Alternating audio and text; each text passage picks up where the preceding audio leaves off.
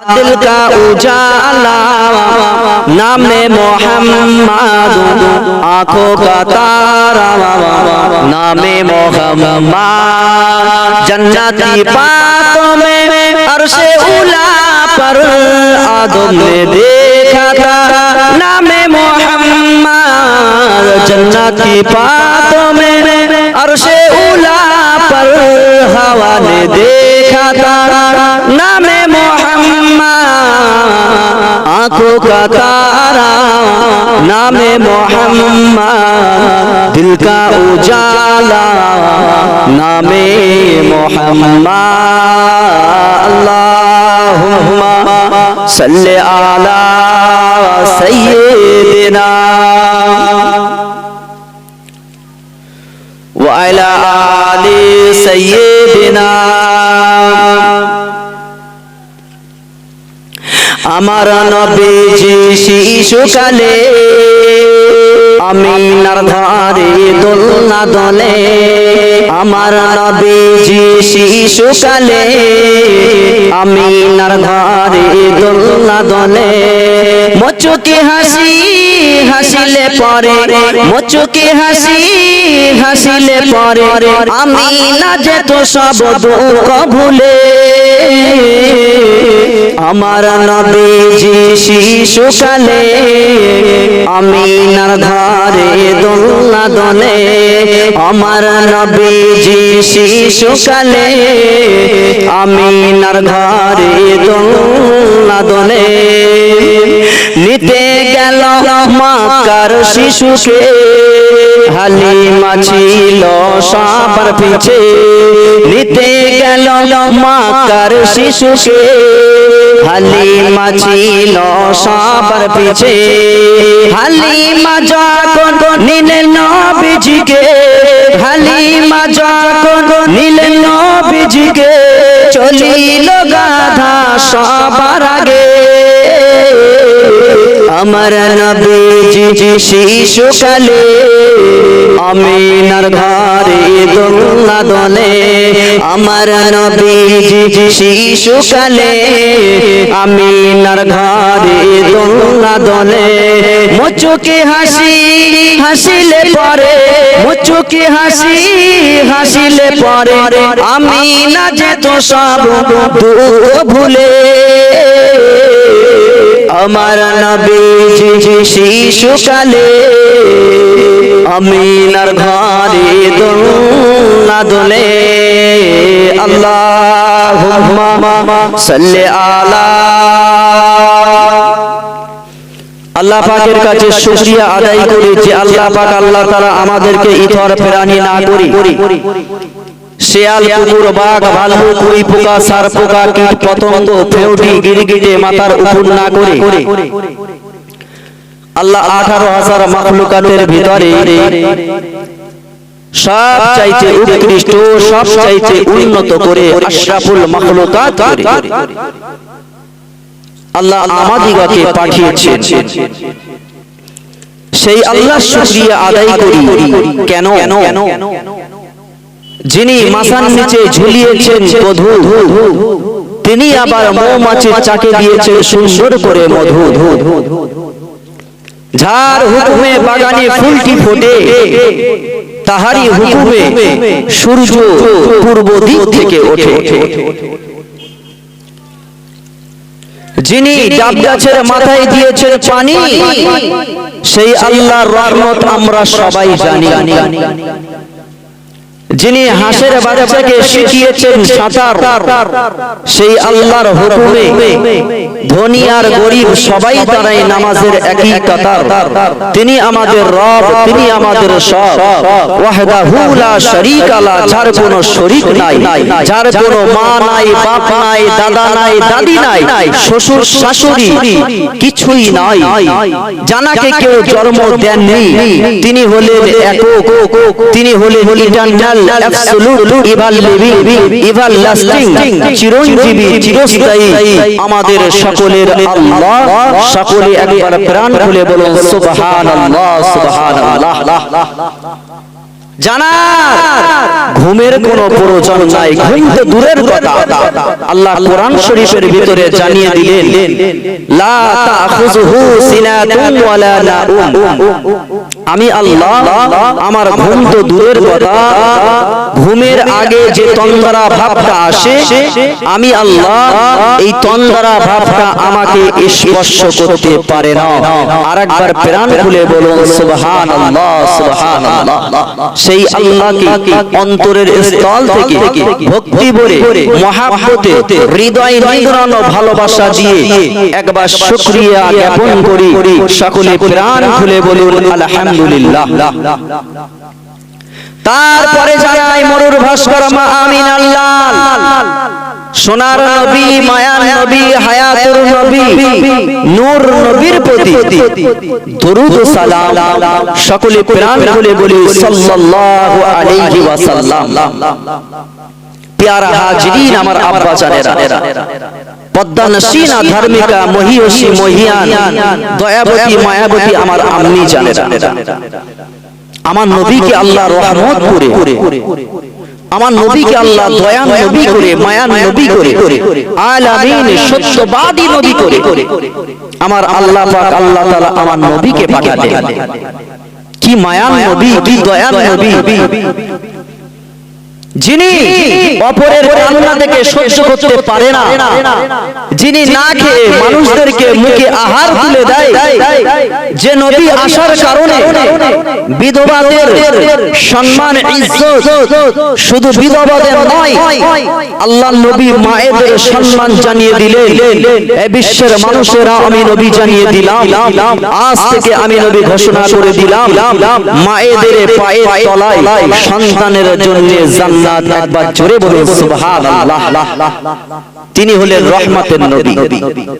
আল্লাহ কোরআন শরীফের ভিতরে পারা নম্বর 17 সূরা আম্বিয়ার ভিতরে 332 নম্বর পৃষ্ঠায় 107 নম্বর আয়াতে আল্লাহ ডান সাইড পৃষ্ঠায় আল্লাহ জানিয়ে দিলেন, ওয়া মা আরসালনাকা ইল্লা রাহমাতাল লিল আলামিন। এই জগৎবাসীরা, আমি আল্লাহ তোমাদেরকে জানিয়ে দিলাম, আমার নবীকে ছাইটাই নবী করে তোমাদের কাছে আমি আল্লাহ পাঠাইনি গো। আমার নবীকে তোমাদের কাছে রহমতের নবী, দয়ার নবী, মায়ার নবী করে আলামিন সত্যবাদী আল সাদিক করে আমি আল্লাহ আমার নবীকে পাঠিয়ে দিলাম। আর একবার জোরে বলুন সুবহানাল্লাহ। কি নবী, কি রাসূল, কি রাসূলের আদর্শ চরিত্র। আল্লাহ নবী আমার হেঁটে হেঁটে আরবের গলি দিয়ে হেঁটে হেঁটে রাসূলুল্লাহ হাবিবুল্লাহ যাচ্ছেন। এক ধ্যানে তিনি যাচ্ছেন, হঠাৎ করে আল্লাহ নবীর কান মোবারকে একটা গুনগুন করে কান্নার আওয়াজ ভেসে আসে। আল্লাহ নবী কান্না দেখে সহ্য করে থাকতে পারলেন না। কি ব্যাপার, এই গভীর রাতে কাঁদে কি? এই গভীর রজনীতে রাতের বেলা যে সময় মানুষের নিদ্রা যাওয়ার সময়, মানুষগুলো আরামের বিছানা আয়েশ করবে, আরাম করবে, ঘুমিয়ে পড়বে, আর এই গভীর রজনীতে কাঁদে কি? আল্লাহ নবী টপ করে দাঁড়িয়ে গেলেন। আল্লাহ নবী আমার দিন দুনিয়ার বাদশা হাবিবুল্লাহ জনাবে মুহাম্মদুর রাসূলুল্লাহ সাল্লাল্লাহু আলাইহি ওয়াসাল্লাম হঠাৎ করে দাঁড়িয়ে গেলেন। আল্লাহ নবীর কান মোবারকে কান্নার আওয়াজ ভেসে আসে। আল্লাহ নবী ওই কান্না দেখে লক্ষ্য করে আস্তে আস্তে করে ওই ঘরের ভিতরে যেতে লাগলেন। ওই ঘরের ভিতরে গিয়ে দেখে একজন আল্লাহর বান্দা চোখ দিয়ে টপ টপ টপ টপ করে রোনা জারি করে। আল্লাহ নবী আমার দিন দুনিয়ার বাদশা হাবিবুল্লাহ জনাবে মুহাম্মদুর রাসূলুল্লাহ সাল্লাল্লাহু আলাইহি ওয়াসাল্লাম ঘরের ভিতরে গিয়ে ওই মানুষটার পাশে বসলেন। আল্লাহ নবী জিজ্ঞাসা করলেন, এ আল্লাহর বান্দারে, বান্দারে, এই গভীর রজনীতে না ঘুমিয়ে না আরাম করে তুমি কেন রোনা জারি করো, চোখ দিয়ে টপ টপ টপ টপ করে কেন পানি বার করো? আল্লাহ নবীকে এই কথা যখন নবী বলেছিলেন, ওই সময়তে ওই মানুষটা আরো জোরে জোরে রোনা জারি করেছিল, আরো কান্নার বেগটা বাড়িয়ে দিল। আসলে কোন মানুষের দুঃখের কথা শুনতে চাইলে ওই মানুষটা মনে করে যে কেউ না কেউ আমার পাশে একজন ছায়া হিসাবে এসেছে, আমার দুঃখের কথাগুলো শুনছে, চোখ দিয়ে টপ টপ করে পানি বার হয়। আসলে আমার নবী যে মুহাম্মদ ওই মানুষটা জানে না। ওই মানুষটা বললে, তুমি কে আমি জানি না, তবে মক্কার মানুষ তুমি শুনে রেখে দাও, আমি হলাম উমাইয়া কুরাই করা গোলাম। আমি এই উমাইয়া, বদমায়েশ উমাইয়া, শয়তান উমাইয়া, তার আমি দাস, তার আমি গোলাম। এই উমাইয়া আমার সারাটা দিন খাটায়, সারাটা দিন আমাকে কাজ করায়, ভালো করে দুমুঠো খেতে দেয় না, এবং আমি রাতের বেলা যখন ঘুমিয়ে পড়বো আমাকে ঘুমাতে দেয় না। আমার এই হাতে যে জাঁতা দিয়ে আমি গমগুলো পেশাই করছি, আটা পিষছি, এই উমাইয়া আমাকে খাওয়া দেয়নি। সারা রাত আমার এই গমগুলো পেশার কাজে আটা তৈরি করে দিতে হবে। সকালবেলা যদি আমি আটা তৈরি না করি তাহলে উমাইয়া আমাকে খুব মারবে। তাই আমি কষ্ট সারাদিন মোষ চড়িয়েছি, কত কষ্ট করেছি, তাই আমি সহ্য করে থাকতে পারি না, এত কষ্ট আমি সহ্য করে থাকতে পারি না। তাই আমি কার কাছে কথা জানাবো?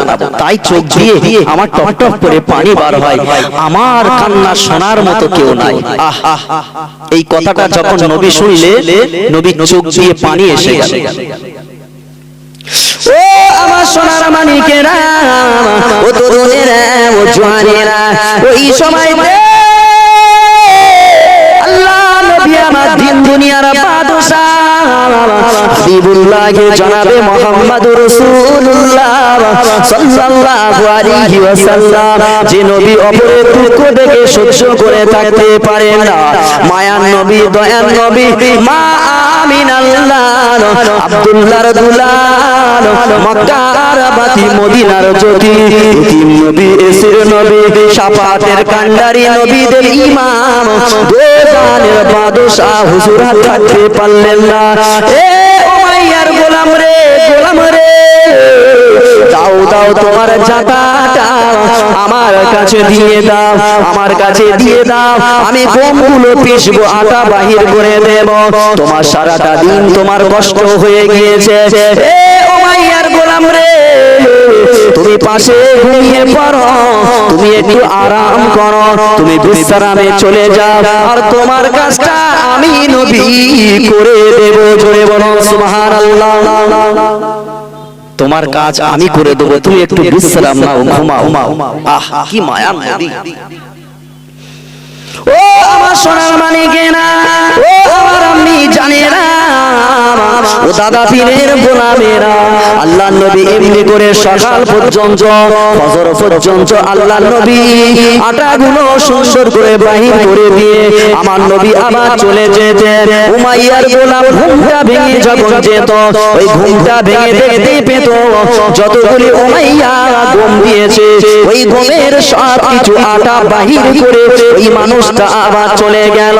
এমনি করে একদিন নয়, দুদিন নয়, কয়েকদিন হয়ে গেল। দয়ার নবী আমার, মায়া নবী, কুল কায়নাতের নবী, প্রত্যেকদিন রাতের বেলা আল্লাহ নবী গিয়ে শ্বশুর করে গমগুলো পিষে দিয়ে আটা বাহির করে নবী আমার আবার ফজরে সময়ে চলে আসে। একদিন বাবা রাতের বেলা আল্লাহ নবী গিয়ে হাজির হয়ে গেল 1 তারিখে। আল্লাহ নবী গম পিষবে, আটা বাহির করার সময়, ওই সময়তে উমাইয়ার গোলাম বলেছিলেন, ও আগন্তুক ব্যক্তি, আমি তোমাকে জানি না, জানি না, আমি তোমাকে চিনি না, তবে তোমাকে একটা সতর্কবাণী তোমাকে আমি শোনাতে চাই। আল্লাহ নবী আমার বলেছিলেন, ও উমাইয়ার গোলাম রে, কি সেই সতর্কবাণী, আমাকে একটু শোনাও, আমাকে একটু জানিয়ে দাও। উমাইয়ার গোলাম বলেছিলেন, এ আগন্তুক ব্যক্তি, শুনে রেখে দাও, এই মক্কার একটা জাদুঘর বার হয়েছে, এই মক্কার একটা জাদুঘর বার হয়েছে, নাম তার হলো মুহাম্মদ, ও হলো আব্দুল্লাহর বেটা মুহাম্মদ। ও মস্ত বড় জাদুঘর, ও ইসলামের দাওয়াত দেওয়ার জন্য নতুন ধর্মের প্রচারে ব্যস্ত। খবরদার খবরদার, ওই জাদুঘরের কাছে তোমরা যাবে না, ওই জাদুঘরের কাছে জানো তুমি যাবে না। আল্লাহ নবীকে উমাইয়ার গোলাম যখন কথা বলেছিল, আল্লাহ নবী মুস্কে মুস্কে হাসছিল। ওই সময় উমাইয়ার গোলাম বলেছিলেন, তুমি কেন মুস্কে মুস্কে হাসো? আমার কথা কি তোমার মাজাক লেগেছে? তুমি কি ঠাট্টা মনে করছো? সত্যি করে মুহাম্মদ জাদুঘর বার হয়েছে। আল্লাহ নবী আমার তিন দুনিয়ার বাদশা হাবিবুল্লাহ জনাবে মুহাম্মদুর রাসূলুল্লাহ সাল্লাল্লাহু আলাইহি ওয়াসাল্লাম বলেছিলেন, ও উমাইয়ার গোলাম রে, গোলাম রে, তুমি যে জাদুকরের কথা বলছো, তুমি যে মুহাম্মাদের কথা বলছো, আমি হলাম সেই আব্দুল্লাহর বেটা মুহাম্মদ। একবার জোরে বলুন সুবহানাল্লাহ, আর জোরে বলুন না সুবহানাল্লাহ। হাদিস পাকের ভিতরে এসেছে, আল্লাহ নবী যখন নিজের পরিচয় দিয়েছিলেন, ওই সময় উমাইয়ার গোলাম আর থাকতে পারে না, চোখ দিয়ে টপ টপ টপ টপ করে পানি বার হয়, পানির টোসাটা পড়ে যাহারে। আমি শুনেছিলাম মুহাম্মদ খুব বদমায়েশ লোক, আমি শুনেছিলাম মুহাম্মদ খুব খারাপ লোক।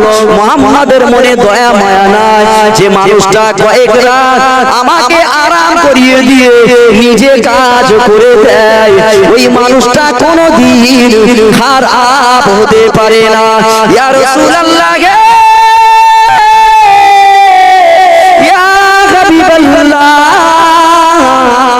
হুজুর গো, আমার ভুল আমি বুঝতে পেরেছি, আমি আজ থেকে আপনার হাতে হাত দিয়ে কলেমা পড়ে মুসলমান হয়ে গেলাম। আল্লাহ নবী উমাইয়ার গোলামের হাতে হাত দিয়ে ইসলামের কলেমা পড়ে মুসলমান করে দিয়েছিলেন। আরো জোরে হবে না মহাব্বতে দরুদ আল্লাহুম্মা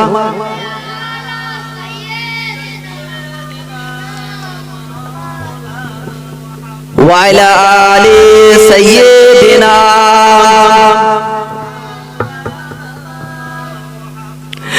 এক গরিব মায়ের এতিম ছেলে, দেখো না দোলনায় দোলে, আর হালিমা এসে চুমা দিয়ে সে নিল বুকে তোলে। এক গরিব ঘরের এতিম ছেলে, দেখো না দোলনায় দোলে, আর হালিমা এসে চুমা দিয়ে সে নিল বুকে তোলে। লালকে তোমার দাও আমি না, আমি যাব না কাফিরে, লালকে তোমার দাও আমি না, আমি যাব না কাফিরে। আর কথা দিলাম রাখবো আমি হৃদয় অজোরে, ও আমি না তুমি বলো না, ও আমি না তুমি বলো না, এ ছেলে কোথায় তুমি পেলে? আর হালিমা এসে চুমা দিয়ে সে নিল বুকে তুলে। আল্লাহুম্মা হিসাব ওয়াইলা আলি।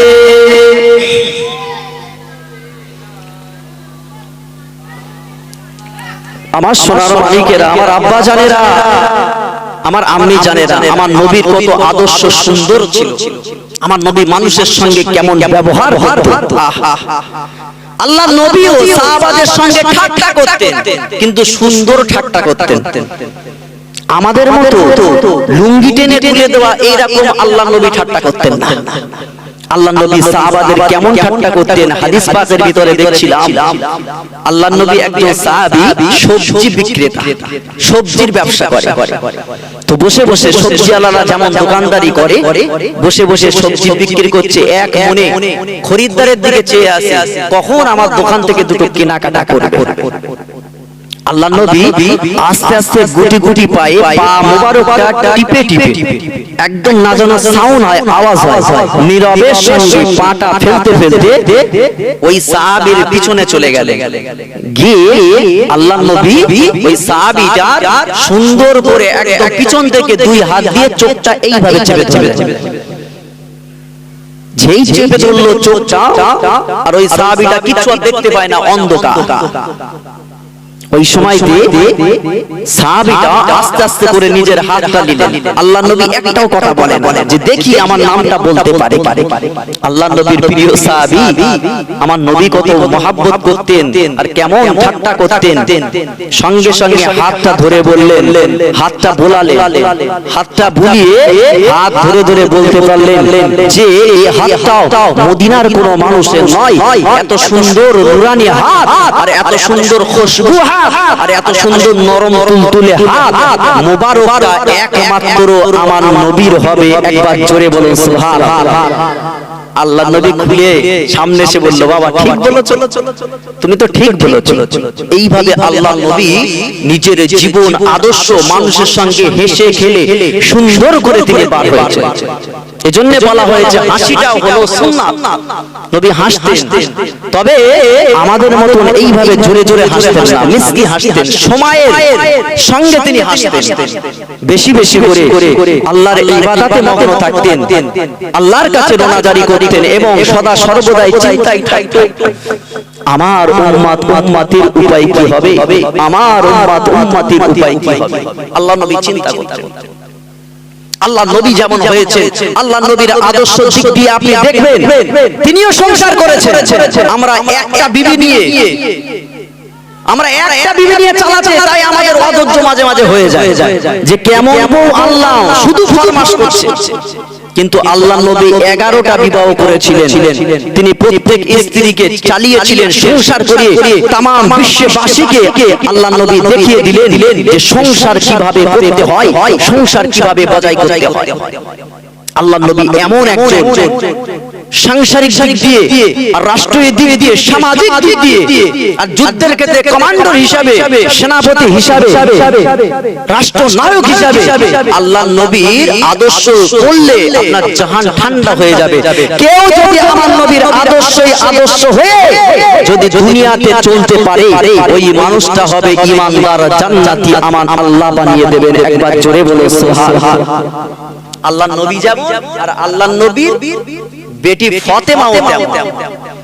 আমাদের ঘরের মা ফাতেমা আয়েশা বাবা নামাজ কালামের জন্য নয়, নামাজ কালাম তো দূরের কথা, সিরিয়াল টিভি দেখবে, কোটনামু চকল করি মুনাফিকি, এরা সারা দিনে ব্যস্ত। আর এরা আবার বলে যে আমরা ফাতেমার সঙ্গে জান্নাতে খুব সুন্দর করে খেলা করা। আহা, দুনিয়াতে তোমার মতো চকলখোর মুনাফিক কি খাতুনের জান্নাত তো সঙ্গে নেবে না? কেমন দানি ছিলেন যেমন তেমন দয়াবতী মায়াবতীও ছিলেন, নিজে না খেয়ে মানুষকে খাইয়েছিলেন। আল্লাহ নবীর বেটি ফাতেমা এমন দানি ছিলেন যিনি নিজের গোসল নিজে করেছেন, নিজে বুঝতে পারলেন যে আমি আর বাঁচবো না, আজকেই আমার মরণটা হয়ে যাবে, আজকেই আমার মরণ হয়ে যাবে, আমি আর দুনিয়া জমিনে আর আমি বাঁচবো না। আল্লাহর ডাকে সাড়া দিয়ে আজকে বিদায় নিয়ে আমাকে চলে যেতে হবে। কেমন ছিলেন? এমনি আল্লাহ জান্নাতের সর্দার রানী বানায় নাই। ও আমার সোনার মানিকেরা, ও তরুণেরা, ও জওয়ানেরা, আল্লাহ নবীর বেটি ফাতেমা, হযরতে ফাতেমা রাদিয়াল্লাহু তাআলা আনহা হঠাৎ করে যখন ফজরের সময় নিজের স্বামী হযরতে আলী কাররামাল্লাহু ওয়াজহাহু তিনি ফজরের নামাজ পড়তে মসজিদে নববীতে চলে গেল। ওই সময় হযরতে ফাতেমা রাদিয়াল্লাহু তাআলা আনহা দেরি না করে সংসারের সমস্ত কাজগুলো গুছিয়ে নিল। সমস্ত কাজগুলো করে নিয়ে গায়ে একজন যেন আস্তে আস্তে করে জ্বরের প্রভাব পড়েছে, গাটা হালকা হালকা উষ্ণ গরম, বুঝতে পেরেছে আমার জ্বর আসে। ওই সময়তে সমস্ত কাজ করে বাড়িতে বসে বসে আল্লাহ নবীর বেটি ফাতেমা রাদিয়াল্লাহু তাআলা আনহা অঝরে কাঁদতে লাগলেন। আল্লাহ নবীর জামাতা হযরত আলী রাদিয়াল্লাহু তাআলা আনহু নামাজ আদায় করে গুটি গুটি পায়ে বাড়িতে এসে হাজির হয়ে গেলেন। বাড়িতে আসার পরে দেখতে পেলেন, সালাম দিলেন, সালাম দিয়ে বাড়ির ভিতরে ঢুকে দেখলেন নিজের বিবি সাহেবা জান্নাতের সরদার রানী এক জায়গায় বসে বসে বসে বসে রোনাজারি করে। নিজের স্ত্রীর কান্না দেখে স্বামী আর সহ্য করতে পারে না। স্বামী স্ত্রীকে যেমন ভালোবাসে, স্ত্রী স্বামীকে তেমন ভালোবাসে। আল্লাহ কোরআন শরীফের ভিতরে বললেন, ওয়াশিরহুন্না বিল মারুফ। এ আমার বান্দা বান্দীরা, আমি আল্লাহ আল্লাহ তাআলা জানিয়ে দিলাম, তোমরা তোমাদের স্ত্রীর সঙ্গে ভালো ব্যবহার করো। স্ত্রীর যদি শরীর খারাপ হয়, স্ত্রীর যদি কোনো শরীর খারাপ হয়, তাড়াতাড়ি করে চিকিৎসার ব্যবস্থা করো। রাতের বেলা যদি জ্বর পুরো হয়, আল্লাহ নবী জানিয়ে দিলে নিজের স্ত্রীর মাথায় পানিটা দাও। নিজের স্ত্রীর মাথায় যদি তুমি পানিটা দিতে পারো, আল্লাহ পাক আল্লাহ তাআলা তোমার জিন্দেগির সগীরা গুনাহগুলিকে পানির মতো ধুয়ে পরিষ্কার করে দেবে। স্ত্রীকে ভালোবাসতে হবে, মহব্বত করতে হবে। স্ত্রীর কান্না দেখে হযরতে আলী হুজুর আমার আর সহ্য করে থাকতে পারলেন না। স্ত্রীর পাশে বসে বললেন, কাঁদছো কেন ও বিবি সাহেবা? কি হয়েছে তোমার? আমার কাছে বলো, কেন কাঁদছো? কি হয়েছে? এই তো দেখে গেলাম ভালো, আমি নামাজ পড়ে এসে দেখলাম তোমার চোখে পানি, কি হয়েছে আমাকে জানাও। ও আমার সোনার মানিকেরা, ও তরুণেরা, ও জওয়ানেরা, ওই সময়তে হযরতে ফাতেমা রাদিয়াল্লাহু তাআলা আনহা চোখ দিয়ে আরো পানি অঝর নয়নে পার করে বলেছিলেন, ও আমার স্বামী, স্বামী রে, আমি স্বপ্নের ভিতরে দেখলাম, আমি স্বপ্নের ভিতরে দেখলাম আমার আব্বা জান দিন দুনিয়ার বাদশাহ হাবিবুল্লাহ জনাবে মুহাম্মদুর রাসূলুল্লাহ সাল্লাল্লাহু আলাইহি ওয়াসাল্লাম আব্বা জান আমার বাড়ির ভিতরে কি যেন খোঁজাখুঁজি করে, আমার সিন্দুকগুলো খোঁজাখুঁজি করে, আমার শারীরিক বাড়িগুলো খোঁজাখুঁজি করে কিছুই পাই না। ওই সময় যখন বাইর হয়ে চলে আসে, আমি ফাতেমা আব্বা জানের সামনে দাঁড়িয়ে পড়ে ওই সময় আব্বা জানকে জিজ্ঞাসা করলাম, আব্বা জান, আব্বা জান, আমার ঘরের ভিতরে কি খোঁজাখুঁজি করো, আমার ঘরের ভিতরে কি খোঁজাখুঁজি করো আমাকে জানাও। আল্লাহ নবী আমার তিন দুনিয়ার বাদশাহ হাবিবে পিয়ারা বলেছিলেন, ও বেটি ফাতেমা, ফাতেমা, আমি তোমার বাড়ি কিছু খুঁজিতে এলাম না, আমি নবী তোমাকে তালাশ করছি। ও ফাতেমা, ফাতেমা, আজকে তুমি তোমার স্বামীর বাড়িতে রোজা রাখবে, কিন্তু তুমি ইফতার করবে না। ইফতারটা আমি রাসূলুল্লাহ হাবিবুল্লাহ একসঙ্গে বাপ বেটি মিলে এক থালায় আমরা ইফতার করব। জোরে বলুন সুবহানাল্লাহ। এই স্বপ্নের তাবিদার হলো, আর সারাদিনই থাকবে বাড়িতে, সারাদিন আলীর বাড়িতে থাকবে, কিন্তু সন্ধ্যাবেলায় ইফতার করবে আব্বাজানের থালায়, আর বেঁচে থাকবেন না। হযরতে ফাতেমা বুঝতে পারলেন ও আমার স্বামী, এর মানে হলো সবচেয়ে দাবিদার হলো আমি আজকে দিনের জন্য বেঁচে আছি, ইফতার পর্যন্ত আমি বাঁচবো না, ইফতারটা আমি আমার আব্বাজানের সঙ্গে এক প্লেটে এক থালাই খাবো। আহ, স্ত্রী বিদায় নেবে, স্ত্রী চলে যাবে, স্ত্রী বিদায় নিয়ে চলে যাবে। স্বামী যখন শুনে স্বামীর মনটা আর থাকতে পারে না, চোখ দিয়ে হযরতে আলী হুজুর চোখ দিয়ে অঝোর নয়নে পানি বার করতে থাকে। স্বামী যত কাঁদে স্ত্রী তত কাঁদে, কান্নার রোনাজারে রোল উঠে যায়। কান্না যখন চলছে ওই সময় ইমাম হাসান হোসেন ছোট্ট ছোট্ট দুটো ছেলে এসে আল্লাহ নবীর বেটি ফাতেমার কাছে এসে হাজির। আম্মা জান কি হয়েছে, তুমি কাঁদছো কেন? ও আব্বা জান তুমি কাঁদছো কেন? কি হয়েছে তোমার? চোখের পানি ফেলছো।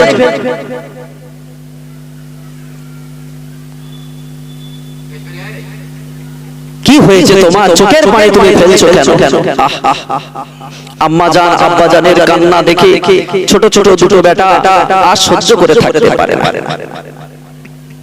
ও আমার সোনার মানিকেরা, ও তরুণেরা, ও জওয়ানেরা, ওই সময়তে হযরতে ফাতেমা রাদিয়াল্লাহু তাআলা আনহা বলেছিলেন, ও আমার বেটা ইমাম হাসান হোসেন, যাও যাও চলে যাও, নানা জানে রওজাটা একবার জিয়ারত করে এসো। বাড়ি যখন দুই ভাই দুষ্টামি করত ওই সময়তে হযরতে ফাতেমা নানা জানের কবরটা জিয়ারত করার জন্য পাঠিয়ে দিতে। কিতাবের ভিতরে এসে একদিন ইমামে হাসান হোসেন রাদিয়াল্লাহু তাআলা আনহুমা দুই ভাই হাতের লেখা করেছে। দুই ভাই হাতের লেখা লিখলেন। ইমাম হাসান বলেছিলেন, এই আমার ভাই ছোট ভাই হোসেন, আমার লেখাটা সবচাইতে সুন্দর। ইমাম হোসেন বলেছিলেন, ও আমার বড় ভাই হাসান, না না তুমি আমার বড় হতে পারো, কিন্তু তোমার চাইতে আমার হাতের লেখাটা সবচাইতে সুন্দর। এমনি করে দুই ভাইয়ের ভিতরে তর্ক বিতর্ক শুরু হয়ে যায়। ও ভাই চলো চলো, আমার আব্বা জান যে বিচারটা করে দেবে আমরা সেই বিচারটা মেনে নেব। যার হাতের লেখাটা ভালো বলবে সবচেয়ে সুন্দর সেই জিতে যাবে। চলো চলো বিচার করার জন্য চলে গেল। কার কাছে? হযরতে আলী হুজুরের কাছে গিয়ে বলে, আব্বা জান দেখো তো আমাদের দুই ভাইয়ের হাতের লেখার ভিতরে কার লেখাটা সবচেয়ে সুন্দর? হযরতে আলী হুজুর হাতের লেখাটা দেখলেন, দেখে চিন্তা করলেন হাতের লেখা সবই ঠিক আছে, কিন্তু কাকে ভালো বলবে? যদি বড় ভাইকে বলি ছোট ভাই রেগে যাবে, আর ছোট ভাইকে বললে বড় ভাই রেগে যাবে। আশ্চর্য টেনশনের ভেতর পড়ে গেল।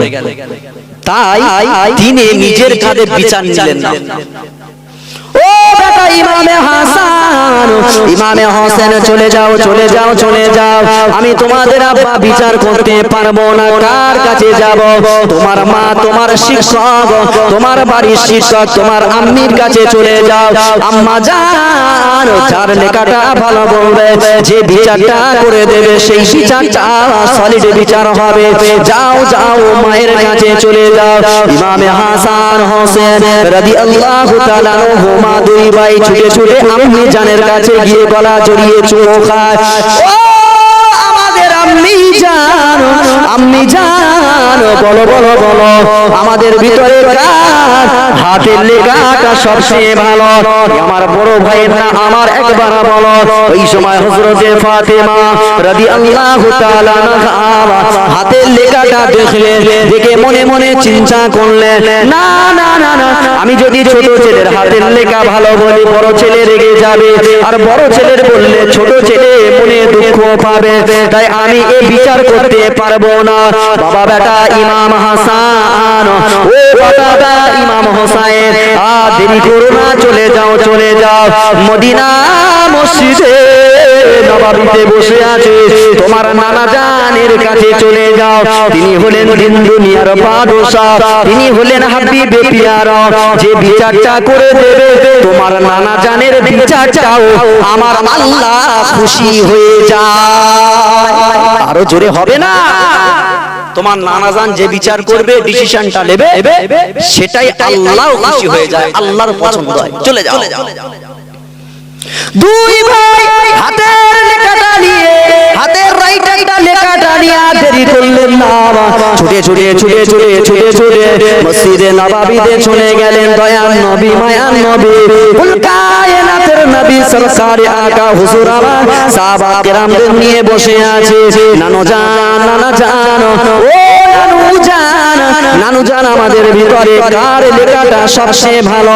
আমার আব্বা বিচার করে দিল না, আম্মি জান বিচার করে দিল না, নানু জান তুমি যে বিচারটা করে দেবে ওই বিচারটা আমরা মেনে নেব। আল্লাহ নবী আমার দিন দুনিয়ার বাদশাহ হাবিবুল্লাহ জনাবে মুহাম্মদুর রাসূলুল্লাহ সাল্লাল্লাহু আলাইহি ওয়াসাল্লাম হুজুর আমার হাতের লেখাটা নিয়ে, আরবি লেখাটা হাতে নিয়ে আল্লাহ নবী বড় চিন্তায় পড়ে গেল। হারে আমি যদি বড় নানু ভাইকে বলি হাতের লেখা ভালো, ছোট নানু ভাই রেগে যাবে। আর ছোট নানু ভাইকে যদি বলি তোমার হাতের লেখা ভালো, আমার বড় নানু রেগে যাবে, মনে দুঃখ পাবে, মনে কষ্ট পাবে। না না না না, আমি এ বিচার করে দিতে পারবো না, এ বিচার স্বয়ং আল্লাহ করে দেবে। ও সোনার মানিকেরা, আল্লাহ পাক আল্লাহ তাআলা ইমাম হাসান হোসেনকে এত ভালোবাসে, এত মহব্বত করে, তার সঙ্গে সঙ্গে জিবরাইল আলাইহিস সালাম ইমাম হাসান হোসেনকে এত ভালোবাসে, এত মহব্বত করে।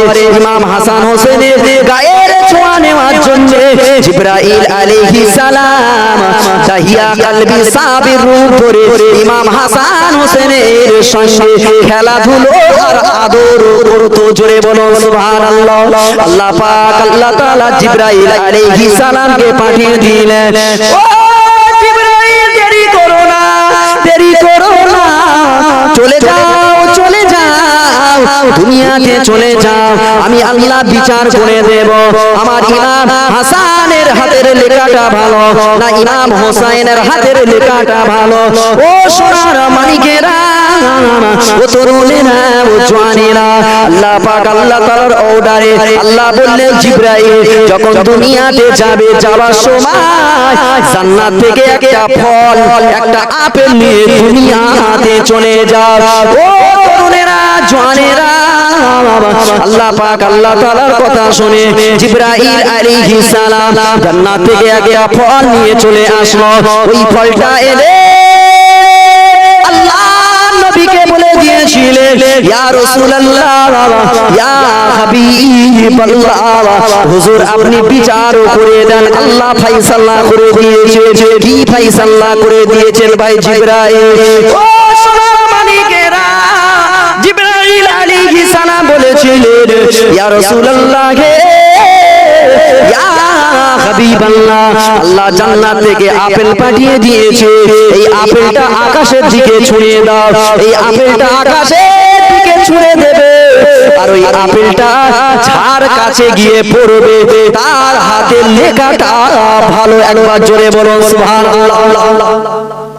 আপেলটা আকাশের দিকে ছুঁড়ে দাও, যার কাছে গিয়ে পড়বে তার লেখাটা আল্লাহ পাক আল্লাহ তাআলা বিচার করে দিয়েছেন, তার লেখাটা, তার রাইটারটা সবচেয়ে ভালো। ইমাম হাসান হোসেন বড় খুশি।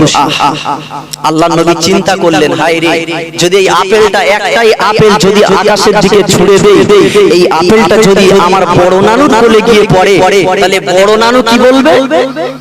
যে আমি খুশি হয়ে গেলাম, আমার লেখাটা আল্লাহও পছন্দ করেছে। আর ছোট নানুর মনটা খারাপ হয়ে যাবে।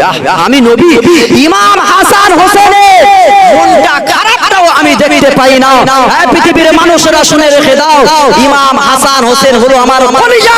যারা ইমাম হাসান হোসেনের আঘাত করবে, আমি নবী আমাকে আঘাত করা হবে। আর যারা ইমাম হাসান হোসেনকে ভালোবাসবে, মহব্বত করবে, আমি নবী আমাকে ভালোবাসা হবে। একবার জোরে বলে আরো জোরে হবে না? ইমাম হাসান হোসেন ভালো করে চেয়ে আছে কখন আমার দিকে আপেল পড়বে, মনে একটা আশা। এ ভাই আমাদের আশা আছে না নাই? বড় আশা নেই আমাদের? লটারি কাটছে, 6 টাকার লটারি কেটে আর রাতের বেলা কেঁটা মুড়িতে ঘুমোচ্ছে, বড় আশা যেন সকালে কোটিপতি হয়ে যেতে পারে। কি আশা! আবার মান্যত করছে আল্লাহ যদি লটারিতে 100 টাকার যদি 1 কোটি টাকা পড়েছে তা আমাদের মসজিদে না পাথর নেই, পাথরে যত খরচা সব আমি দেব। কত বড় শুকনো হারাম করে চিন্তা করে। ও লটারি কেনা টাকা নিয়ে পাথর বসাবে মসজিদে।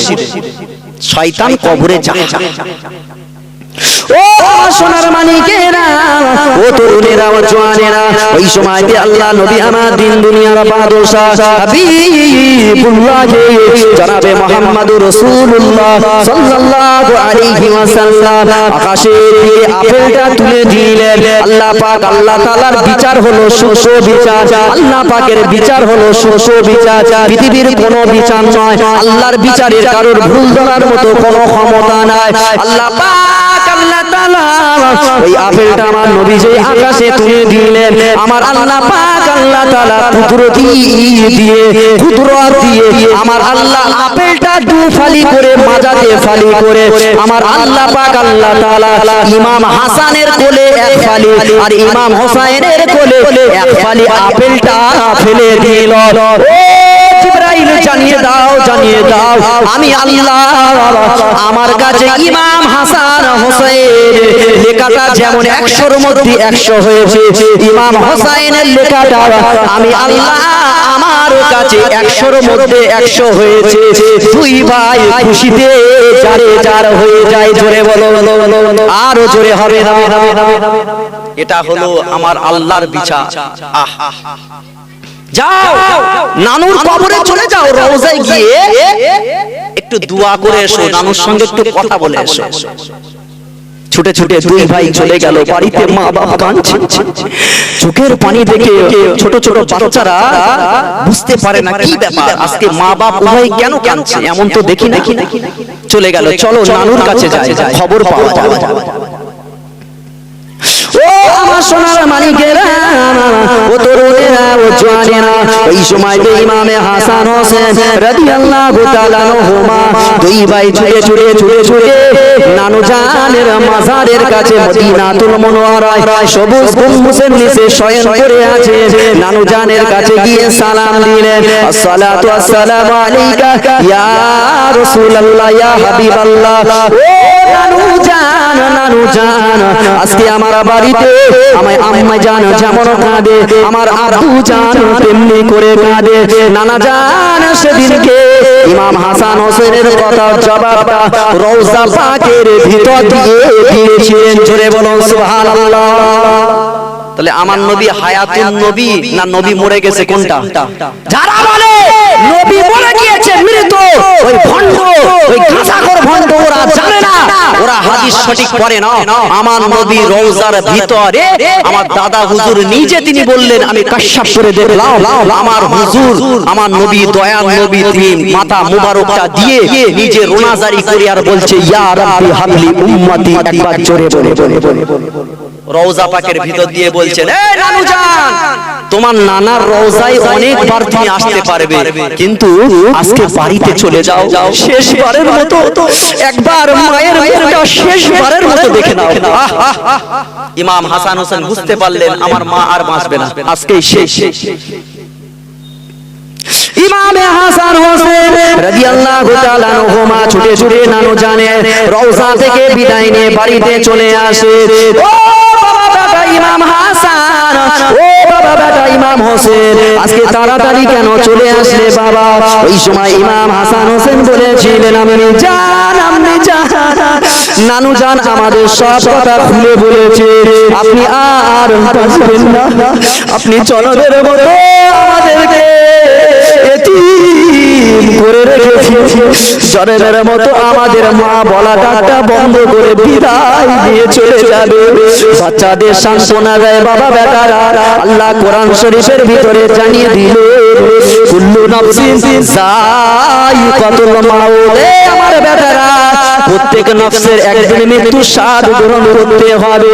তোমার আম্মের সময় এসেছে বাবা বেটারা রে, দুজনা ভালোভাবে মিলেমিশে থাকবে, ঝগড়া করবে না, আব্বু জানকে খেয়াল রাখবে বাবা, নিজেদের ভিতরে ঝগড়া করবে না, একসঙ্গে থাকবে, নিজেরা একসঙ্গে খেলা করবে।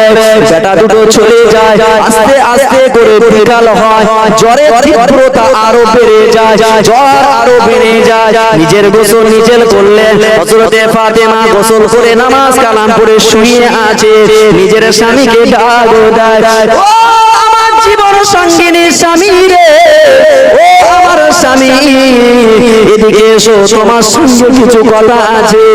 আরে আল্লাহ নবীর বেটি ফাতেমা মৃত্যু শয্যায় বিছানায় শুয়ে স্বামীকে ডাক দিলেন, স্বামীর হাতটা ধরে বলেছিলেন, ও আমার স্বামী আমি ফাতেমা শেষ বিদায়ের বেলায় তোমার সঙ্গে কিছু কথা বলবো।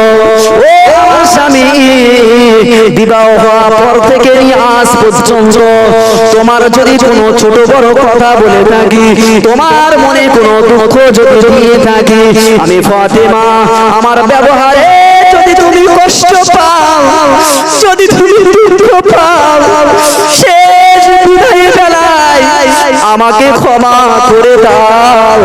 আমাকে যদি না ক্ষমা করো আমার স্বামী কিয়ামতের ময়দানে কঠিন হাসরের দিন, সেদিনকে আল্লাহ আমাকে কাঠ গড়ায় দাঁড় করাবে, আর সেদিনকে আল্লাহর কাছে আমি জবাব দিতে পারবো না। শুধু তাই নয়, আমার জন্য আমার আব্বা দিন দুনিয়ার বাদশা সেদিনকে লজ্জিত হবে, তাই আমাকে ক্ষমা করে দাও। আল্লাহ নবীর জামাতা শেরে খোদা আলী কাররামাল্লাহু ওয়াজহাহু সেদিনকে চোখ দিয়ে টপ করে পানি বার করে বলেছিলেন, এই আমার অর্ধাঙ্গিনী জীবন সঙ্গিনী আমার স্ত্রী বিবি সাহেবা, না না আমি তো তোমার বিবাহের যোগ্য পাত্র ছিলাম না, আল্লাহর মেহেরবানিতে তোমার আব্বা দয়া করে আমার সঙ্গে বিবাহ দিয়েছে। আহারে বিবাহ থেকে নিয়ে আজ পর্যন্ত আমি আলী তোমার স্বামী হয়ে তোমাকে একটা ভালো জামা কাপড় দিতে পারিনি, তোমাকে দুবেলা দুমুঠো ভালো খাদ্য খেতে দিতে পারিনি, বরঞ্চ আমি তোমার কাছে ভুল করেছি, আমাকে ক্ষমা করে দাও। ও আমার স্বামী আমি ফাতেমা বিদায় নিয়ে চলে যাব, কিছু ওসিয়াত তোমাকে করে যাব। এক নম্বর ওসিয়াত হলো আমি যখন বিদায় নিয়ে চলে যাব, আমি তোমার স্ত্রী কথা দিলাম, আমি তোমার স্ত্রী পারমিশন দিলাম, তোমার দুনিয়া যার পছন্দ হবে তার সঙ্গে তুমি বিবাহ করবে, আমি ফাতেমা আমার কোনো আপত্তি থাকবে না, আমার কোনো আপত্তি থাকবে না, তুমি বিবাহ করে নেবে। স্বামীকে বোঝাচ্ছে আমার স্বামী তুমি বিবাহ করে নেবে। আমার ইমাম হাসান হোসেনকে একটু লক্ষ্য রাখবে, সপ্তাহে কম করে একদিন নিজের কোলের ভিতর গিয়ে এই ইমাম হাসান হোসেনকে একটু ঘুম পাড়াবে, একটু শোয়াবে। আমি মা তাদের মায়া করায় আমি বিদায় নিয়ে চলে যাচ্ছি, একটু মহাব্বত আর ভালোবাসা। ও আমার স্বামী আমি ফাতেমা জানিয়ে দিলাম, আমি ফাতেমা ওসিয়াত করে গেলাম, ইমাম হাসান হোসেনকে যেন আল্লাহর রাস্তায় সুপর্দ করে দিলাম, তারা যেন আল্লাহর রাস্তায় সুপর্দ হয়ে যায়। আমি ফাতেমা ওয়াদা করেছিলাম আল্লাহ উম্মতি মুহাম্মাদির জন্য আমার ইমাম হাসান হোসেনকে আল্লাহর রাস্তায় কুরবানি করে দেব। জোরে বলুন সুবহানাল্লাহ, আরো জোরে বলুন না সুবহানাল্লাহ। ও আমার স্বামী আমার শেষ ওসিয়াত, আমি যখন বিদায় নিয়ে চলে যাব আমার জানাজাটা যেন দুনিয়া দিনের বেলা না হয়, আমার জানাজাটা যেন আমার দাফন কাফন যেন গভীর রাতে রজনীতে যেন হয়। ওই সময় হযরতে আলী হুজুর বলেছিলেন, তুমি হলে দিন দুনিয়ার বাদশার বেটি ফাতেমা, তুমি হলে জান্নাতের সরসর রানী, तमाम মানুষ তোমার জানাজা পড়তে আসবে, আর তুমি রাতের বেলা কেন তোমার জানাজা পড়তে বললে, কেন দাফন করতে বললে? ওই সময় হযরতে ফাতেমা রাদিয়াল্লাহু তাআলা আনহা বলেছিলেন, ও আমার স্বামী দিনের বেলায় যদি আমার জানাজা পড়াও, দিনের বেলা মানুষেরা তারা বললে ফাতেমা